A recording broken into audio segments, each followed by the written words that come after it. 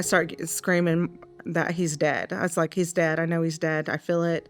And my husband's like, you don't know that. No one has told you that. I said, I feel it. I feel it in my spirit that he's dead. Listening to your wife wake up in the middle of the night, screaming out her son's name, and cry. And there's nothing that you can do to help. I'm a protector of my family. And I couldn't protect Gavin.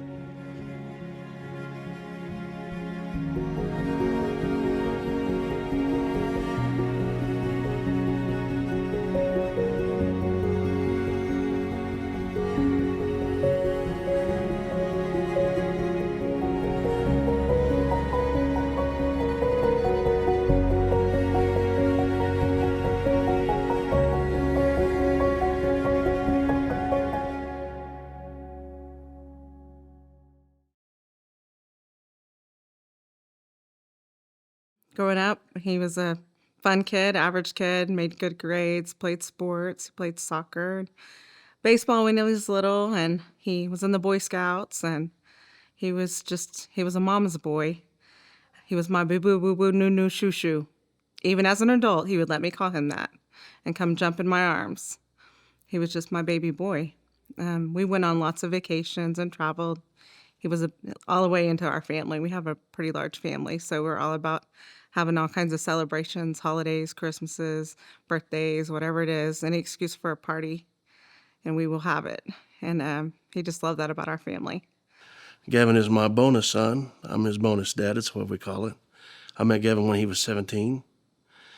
And typical young adult, trying to make it on his own. And thought he was a good kid, good hard worker. And, I'll tell you, something about Gavin was he was mom's helper. And I mean helper. Whenever she wanted him to do something, he did it to the fullest. He's a helper. Even, he was even as a little child, he was real OCD. And so he was my cleaner. So you don't expect your boys to be like that. But, oh, man, I wanted Gavin at my house. My house was going to be clean. It was going to be nice and neat, everything in its place. I'd be like, yeah, come on over to Mama's. Yeah, he was just always like that. He was on honor roll. He was smart. I mean, he wanted to go into forensic science. We actually went to UCO, did like a walkthrough because they have a really good forensic science program there. That was his junior year. And we went and did all that, and he was taking some extra classes to do that, doing like the extra forensic science computer classes and stuff in high school. And then we were trying to see about getting college credits so he could just be on his way. And then senior year, everything changed. So senior year, his sister had had a baby, and that was fine. He was all about being an uncle. She's older than him by 2 years. I was going through a horrible divorce, and at that time, I lost my brother, which is his uncle, one of his favorite uncles that was with us all the time, because he was a single dad. So like every vacation or anything that we did, we always took Uncle Denny with us and his 2 kids. And so they were really, really close. And so that was hard. At the same time that happened, actually right before that happened, the reason, or even how we found Denny, was because I was hospitalized. I was really sick. They thought I had leukemia. I did not have leukemia. I had my platelets dropped to 0. I was like getting blood transfusions and all that. And I was under care of an oncologist, hematologist. So that happened. That was pretty stressful. I'm fine now. Just it was a scary time in our lives, And here it is, his senior year. So him being a boy, doesn't want to trouble mom, don't want to say anything. He acts like he's strong and man of the house. Everything's going to be okay, Well, 6 months later, I lose my other brother. By this time, Gavin had already moved out. He was living with him and his girlfriend got a house, but it was close by. It was like just down the road from us, just a 3-bedroom house. And I was okay with that. He graduated. He was going to graduate, which he ended up doing. He did it a little bit later, but he did graduate, and he was living there. But it was just a lot of stress, just a lot of things happening. And that's when I met Chris, my new husband. And he didn't get to know Gavin when he was younger. He just got to see Gavin older, the older version. A lot of stuff happened Gavin's senior year that we didn't know about. I mean, none of us knew about. I didn't know about it until a lot later after he moved out, that he was struggling at all. I mean, now let's backtrack just a little bit. When he was like 16, he was smoking weed with his buddies, up in the game room, no big deal. I thought, it's just a phase, he'll outgrow it. I didn't think much about that. I just thought he was just, going through being a teenager. I didn't question that. I just thought he'll outgrow it, he'll be fine, But I don't know if that's when it started, like an addiction I don't know how all that works.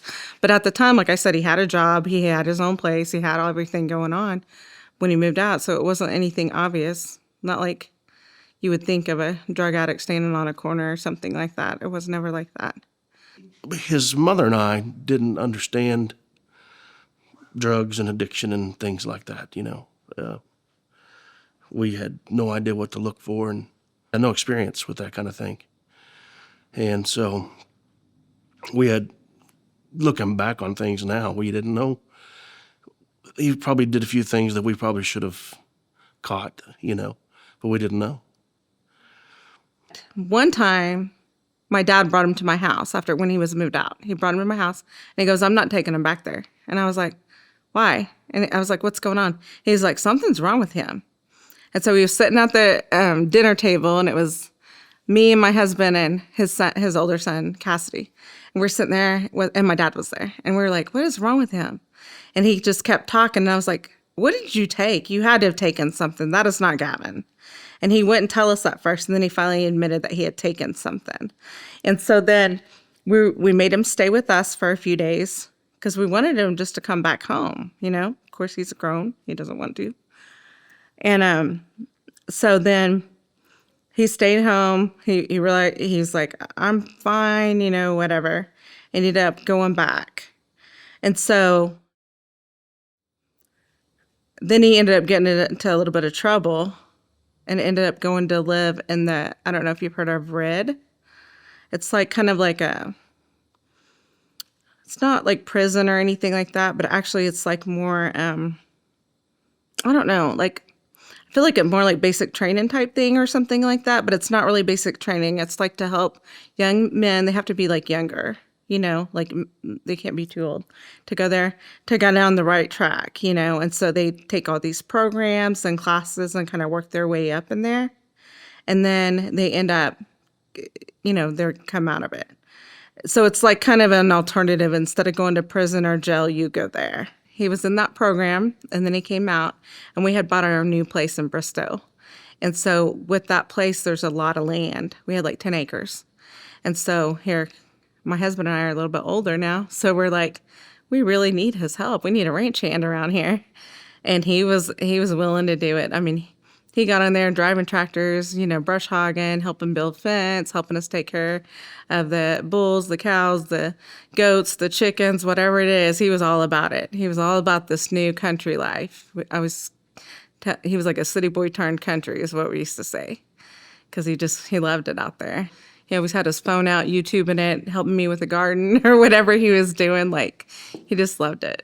And then, he helped us build like our decks, our patio. I mean, everything out there. When I look around, I'm like, there's Gavin. I mean, he helped do it all. Whenever he came back after being in that program, he was doing excellent. He had been clean for the whole time he was in there. And so then he wasn't using at all. And then he was doing all the farm work, doing all that. But then he started getting bored. I could tell he was getting really bored. And he was like, I want to get my car. I want to go into Tulsa, which we live like an hour from Tulsa. So it was kind of a great place for him to be, not right next to everybody, But then when he got his car and started wanting to drive there and see people, then I got worried. I was like, I don't want him going to his old buddy's house, or old acquaintances or anything like that. And so, anyway, he ended up dating a girl that lived in Tulsa that I think that they probably were using together at times, maybe not all the time, but they were, I think, at times. But they were like on again, off again, you know? And so, I don't know. It's kind of hard to explain because I can't, like, you can't pinpoint exactly what happened or when it got bad right then. I couldn't anyway. And then he had been with us for, I don't know, probably a year. And he asked if he could live with my mom. Because my mom, she's kind of needed some help. She's like partially paralyzed on one side. And so her and her husband, this was right when COVID started. And he was like, I think I'm going to go over there and help grandma and them out because they can't get around. I don't want them going to the stores and, you know, like just kind of help them.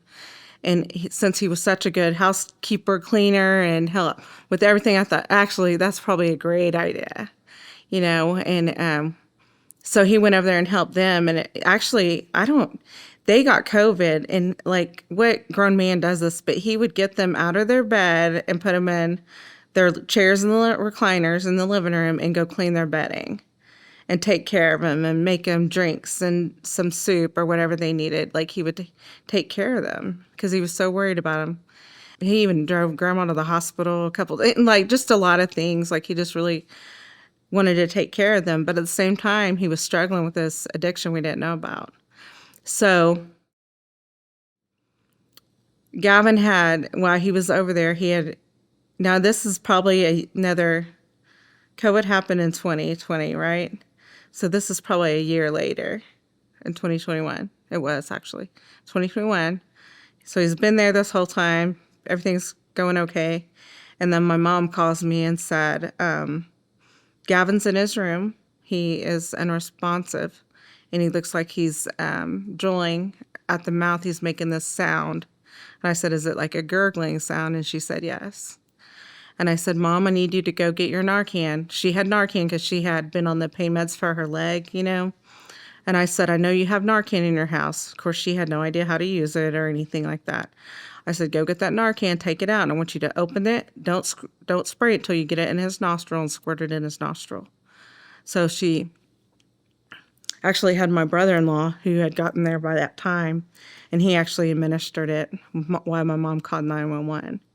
Because I told her, I said, it sounds like an overdose. That's all I could think of because of his on and off past, that's probably what it was. Being that he was fine and then not, you know, all of a sudden he's not fine. And so then he gives him one round. I said, give him the next round because we live out in the country. They do too. I said, I need you to give him another round of Narcan before IMSA gets there. They give him another round. I said, you still have a heartbeat? They said, yes. I said, okay, just keep him rolled over, like in recovery position until they get there. And then they got there and they ended up taking Gavin to the hospital and where he stayed, you know, for the night or whatever. And my husband ended up going to get him. Well, at the time, here we are going, what do we do with him? We don't know what the next step is. You know, what do you do next? Because now we're like, this isn't just a little bit of a problem. This is a huge problem, you know? And so my husband had gotten some like papers from the hospital, like that were telling him, kind of giving him advice of where to take him. And so they wanted him to go to the specific clinic and they would help him get on something to help him with addiction, which was like a Subutex or methadone or something like that. And so we're like, well, does he need it to that extreme? Because he wasn't on this prior, you know, like, is it that bad of an addiction that he needs this? Of course, we still no clue what we're dealing with. We don't understand anything about that kind of addiction or about methadone or Subutex or any of that stuff. And so we go there and the doctor's telling us about it and how it works and how he has to come in and be clean to use this medication and how he'll put him on a certain dose and they'll monitor it to see if that's what's working for him or whatever. So he starts on that. In the meanwhile, we're trying to find him an actual place to go because we still don't feel like that's the exact answer he needs or what he needs. So we start looking into any kind of recovery houses that we could get him into. Well, one of the things that we talked about on the way up here is how difficult it was for us to find him a place to go into, a recovery. And we wanted so bad because it's something that we couldn't do on our own. We needed help, you know. Gavin needed the help, and we needed the direction to take him. And man, it was difficult. And if it wasn't, they was full, it was not a good location. They were still doing drugs inside the facility, you know, and things like that. It wasn't good people to be around. And if it wasn't that, it was directors that were embezzling from the company, you know. It's absolutely ridiculous. And I would think that in a world, in a society that we live in now where fentanyl and heroin and, you know, drugs in general are so prevalent, there would be more places to help these young people, you know, and when I say, and there needs to be some really strict ones. I mean, where people go stay for not 90 days, you know, a recovery takes years, and I don't expect them to be locked up for that amount of time, and I don't want it to be jail, but it needs to be something to teach them how to come back into this world. It's not a prison. You know, it's not so much a reform as it is a recovery, you know, and there's just not enough. There's not enough of them. Now, I don't know if you've ever tried to find a place online, but it can be very challenging, especially if they don't have insurance or anything like that. And at the time, he didn't have insurance. So we ended up, actually, the place that my husband was working, they had some people that had gone through some recovery type stuff. And so he got a hold of one of them who got us in contact with the place where we sent Gavin. And so the place that we sent him, I won't say the name of it because they're kind of in a little bit of trouble right now, but we sent him there. And it was actually good for him at the time because they kind of held the money from him. Like they would send them to work and all their treatment and counselors and all that stuff.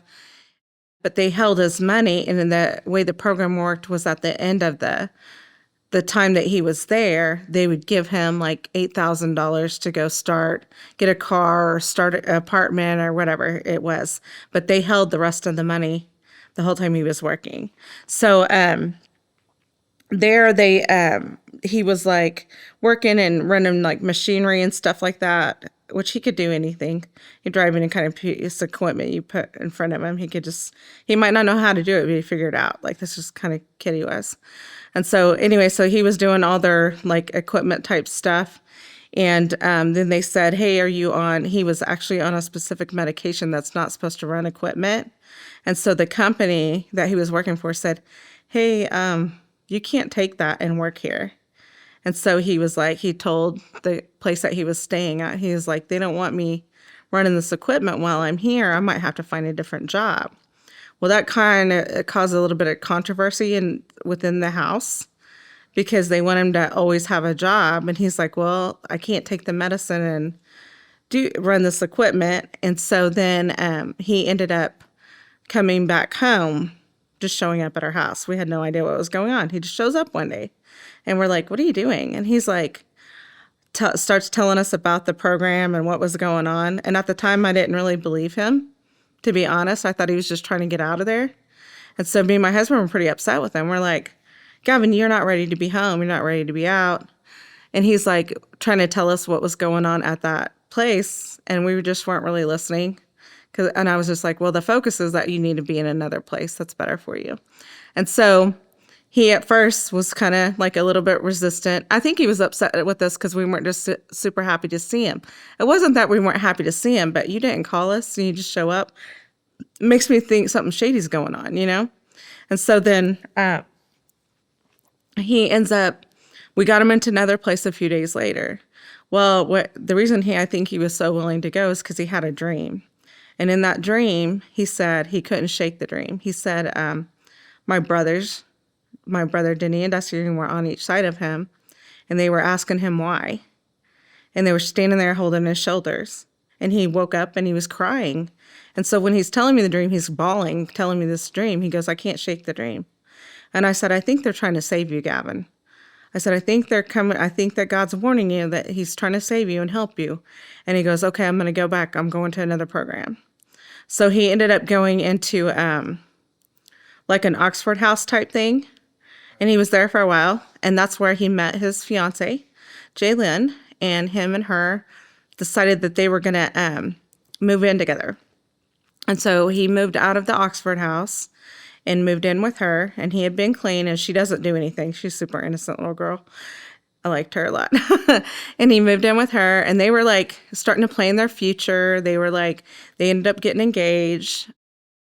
He was just really looking forward to this next step of life. He wanted to be a daddy really bad, and he was excited about this. And so we were having our 4th of July celebration, and he said, I want to bring Jaylyn and her mom so everyone can meet her. He was already engaged to her by this time. So he brought them, and we all got to meet her and just really enjoyed their company, and they were just so sweet and all that. And that was July 4th weekend, or it was the weekend of July 4th of 2022.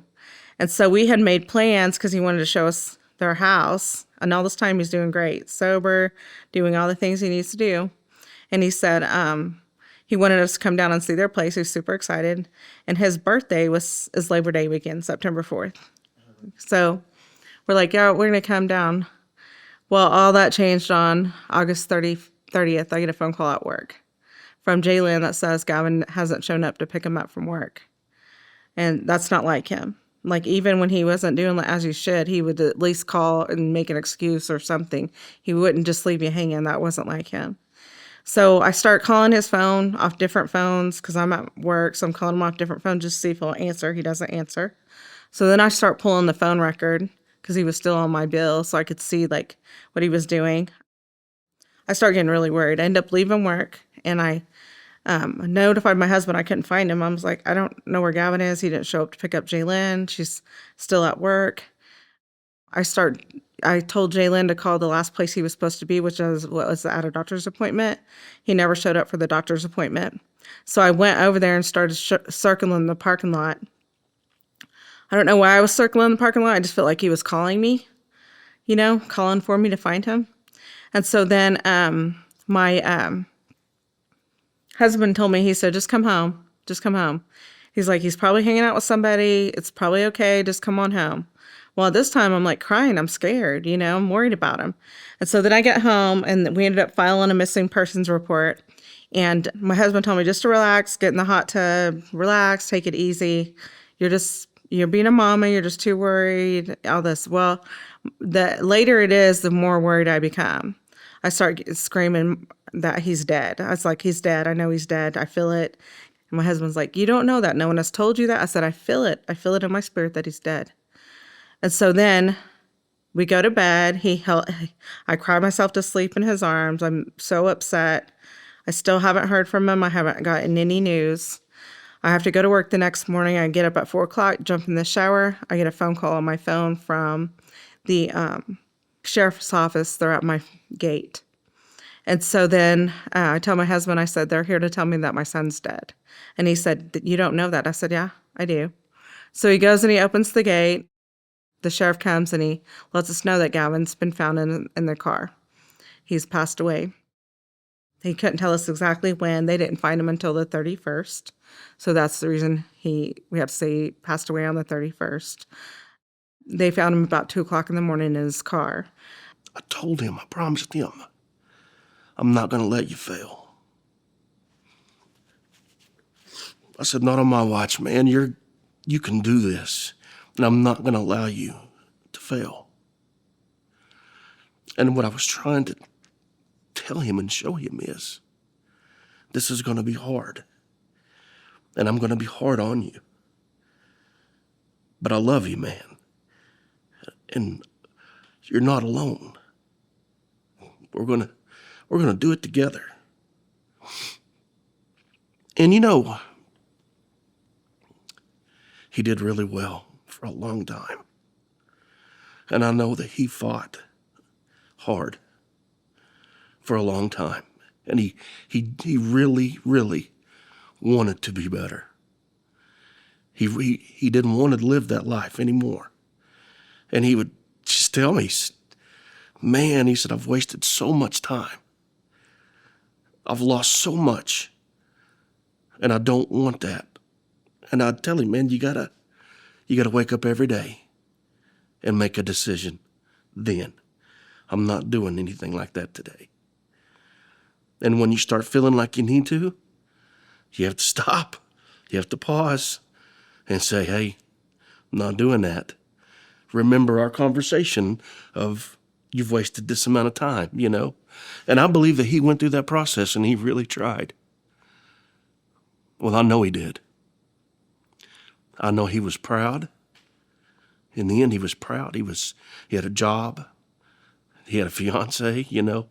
He was doing good. And I wish we could have, would have, should have. There's a whole bunch of it. And it's sad that in the end, addiction won. So the detective got in contact with us later that afternoon. This is the 31st, the same day that they had told us that he had passed away.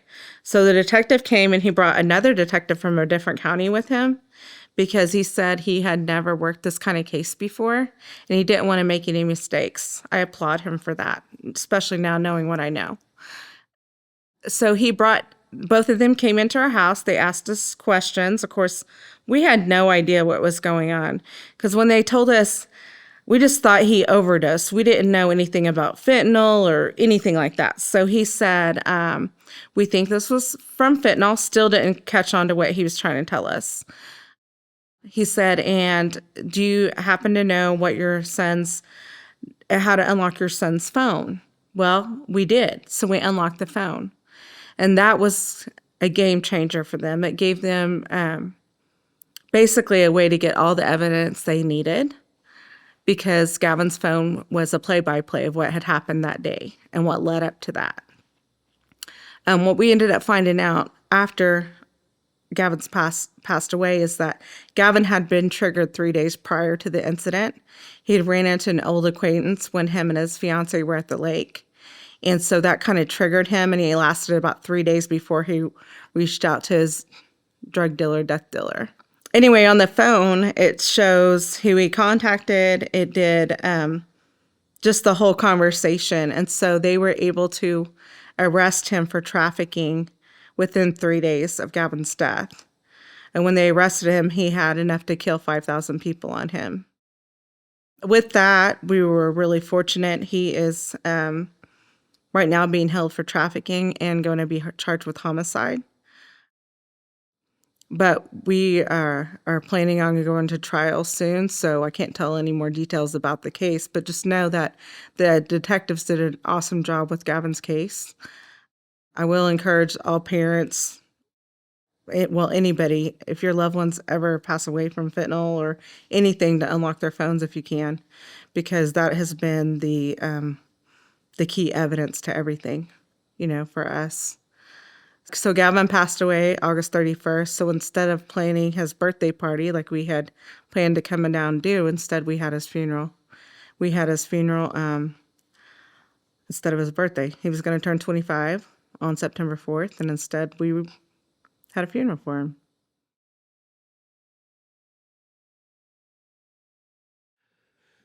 I never dreamed in a million years that I would be someplace talking about the death of a child, fentanyl, recovery, addiction. You can't plan for that kind of thing. And that's why I feel like it's important for us to reach out to parents and say, man, you need to be aware that this is going on and don't let it happen to you. Losing Gavin was tremendous. It was devastating and a piece of our life that is gone. And you can't fill that up.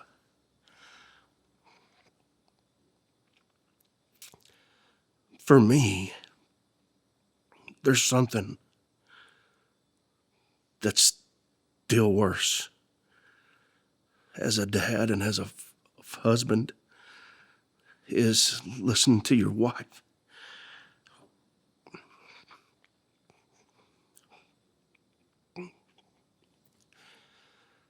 Sorry.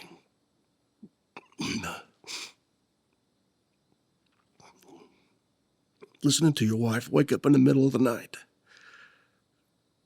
screaming out her son's name, and cry. And there's nothing that you can do to help. So,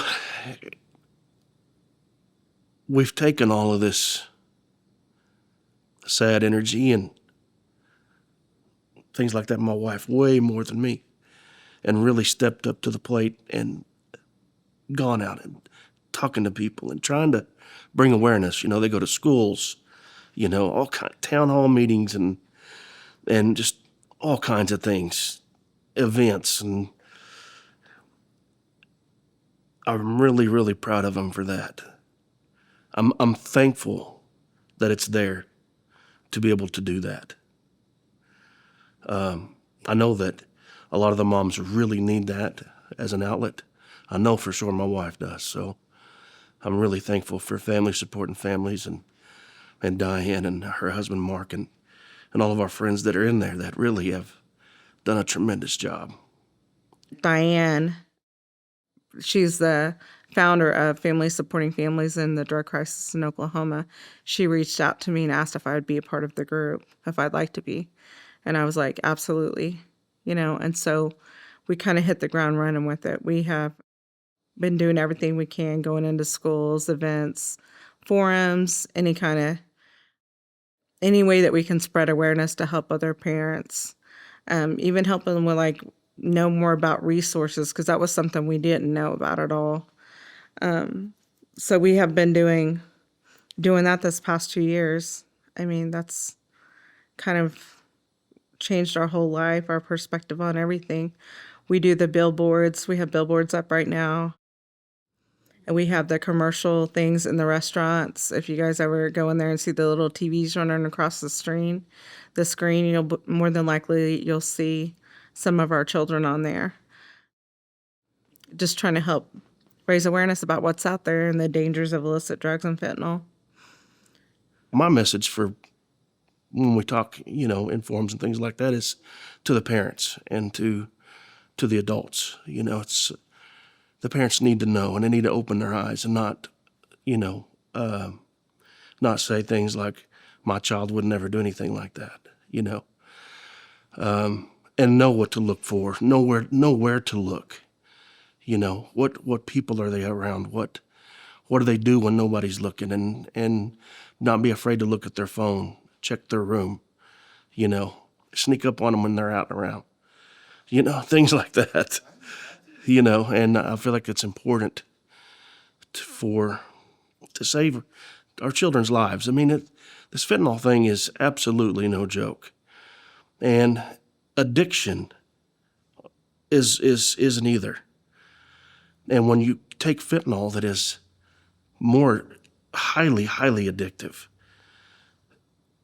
it's important that we tackle it beforehand, and